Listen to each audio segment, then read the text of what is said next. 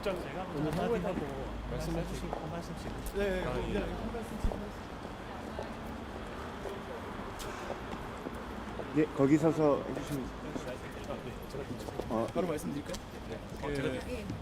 일단 여사님께서 늘 말씀하셨는데 본인의 부적절한 처신으로 인해서 여러 가지 좀 불미스러운 일들에 대해서는 좀 깊이 사과드린다고 그리고 반성하고 있다고 여러 번 말씀하셨습니다. 하지만 오늘 판결은 일부 정황들을 너무 확대해서 해석한 게 아닌가. 그래서 약간 태증법칙 위반하는 측면이 분명히 있는 것 같고 거기에 대해서는 저희가 대법원에 협의해서 상고 진행하도록 하겠습니다. 예. 뭐 이번 판결은 사실은 뭐 저희 입장에서는 불만족스럽습니다.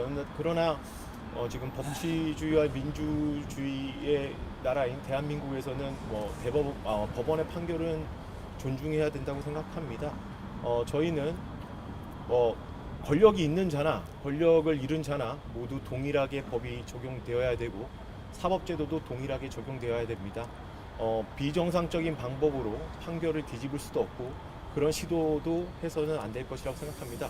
저희는 정상적인 방법으로 상고해서 부적절한 부분에 대해서는 바로 잡을 수 있도록 노력하겠습니다. 네.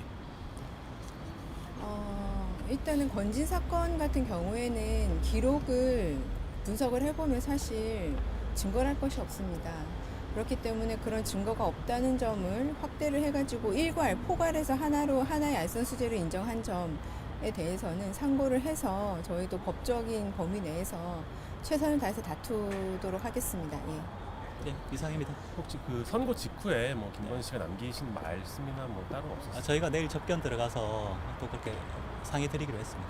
예. 그리고 이번에 그 주가 조작에 아예 가담했다고 그러니까 공동 정범이 인정이 됐잖아요. 공소시효도 지나지 않았다고 판단했고 이 부분에 대한 입장 자세히 말씀. 사실은 뭐 아시다시피 여사님께서 그 주가 조작을 인식했다라는 직접 증거는 전혀 존재하지 않습니다. 근데 다만 사실 간접 증거가 의심스러운 간접 증거가 일부 있다고 하더라도 오히려 배치되는 간접 증거들이 훨씬 다수입니다.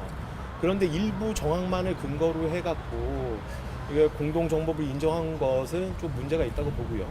그리고 우리 판례가 대법원 이제 단순 전주, 그러니까 돈을 갖다가 이제 제공한 단순 전주에 대해서는 공동 정범을 인정한 사례가 없습니다. 그러니까 단순 전주의 경우에는 뭐 주가 조작 계획의 전 과정에 관여했거나 아니면은 뭐 추가 투자자를 모집했거나 이런 필수 불가결한 행위를 부담한 경우에만 공동정범의 성립을 인정했는데 이 지금 고등법원 사례에서는 그냥 단순히 돈을 제공했다라는 이유만으로 주가 조작의 공동정범을 인정했기 때문에 사실은 대법원 판례나 지금까지 과거에 있어왔던 법원의 판례와도 배치된다고 생각합니다. 그래서 저희도 예상하지 못한 부분이기 때문에 한번 판결문을 갖다가 면밀히 분석해서 상고심에서 결과를 바로잡을 수 있도록 최선의 노력을 다하겠습니다. 추가해서 말씀을 드리면 이 법원에서도 여사님께서 그렇게 적극적으로 공모를 해서 그렇게 공동정범이라는 취지는 아니고 미필적으로나마 인식을 하지 않았겠나 그런 측면에서 사실 공동정부로 인정한 거거든요. 그래서 사실은 이 도이치 관련해서 주가 조작을 주도한 주범들하고는 약간 차이는 있습니다. 그래서 그 점이 사실 양형에서 좀 반영되기를 희망했는데 제대로 반영이 안 된 것 같아서 좀 아쉽습니다. 예를 들면 직접 매도 주문을 했던 그 소위 7초 매도나 뭐 그런 통정 매매건에 대해서는 사실 미필적으로 알고 주가 조작 목적으로 그걸 직접 주문을 냈다 이렇게 판단한 거 아닌가요? 근데 이제 그 10월 28일 매매하고 2010년 10월 28일 매매와 11월 1일 매매를 말씀하시는 것 같은데요. 그 매매는 사실은 조금 그 주가 조작 주포가 그 총책인 권오수에게 자신들이 본격적으로 주가 조작을 하기에 앞서서 물량을 저가에 넘겨달라고 했던 거래이고 김건희 여사님은 당연히 그때는 그 대신증권에 있는 계좌에 있는 도이치모터스 주식을 매도하던 때이기 때문에 그냥 그런 사실을 모르고 그냥 매도 주문을 낸 겁니다. 당연히 내 주식을 저가에 다른 사람에게 넘겨주는 거래라는 사실을 알면서 거기에 응할 사람은 없습니다. 근데 그런 사실에 대한 고려 없이 이번 판결에서는 그런 사실이 고려가 없었다는 점에서는 좀 저는 문제가 있다고 보고 있습니다. 네.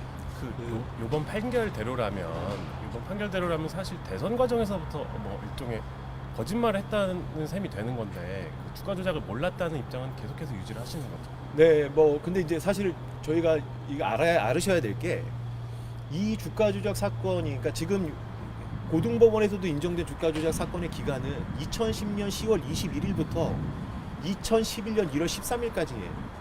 그러면 이 당시에 2020년 4월에 고발이 진행되고 2021년도면 10년이 넘은 거입니다.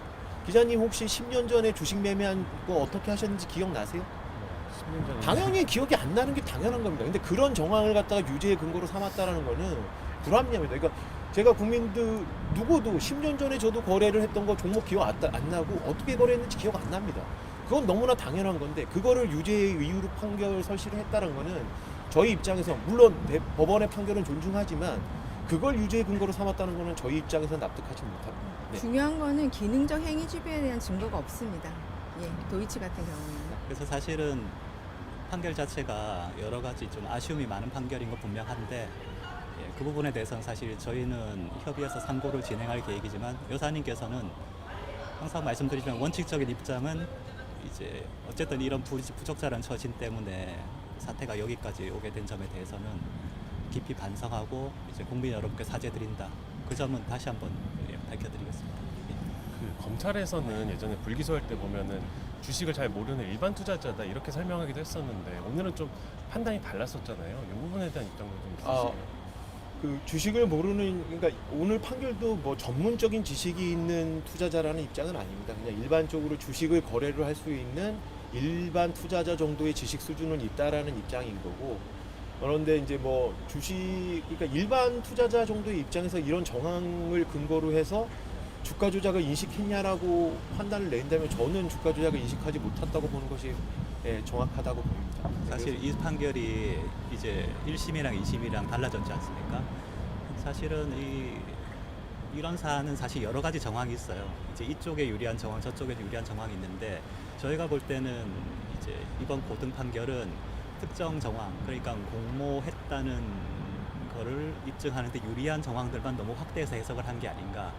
여사님께서 관여하지 않았다는 그런 정황들이 무수히 많이 있는데 그런 점을 조금 간과하신 게 아닌가 좀 아쉬움이 있습니다. 그래서 저희가 상고를 제기할 예정이고. 뭐 한 가지만 더 말씀을 드리자면 사실상 한 가지로만 기속됩니다. 그러니까 공모 관계를 인정한 거는 수익을 40%를 갖다가 배분했다라는 거 말고는 공모 관계를 인정할 증거가 없습니다. 그러니까 그 근거로 들은 게 판결에.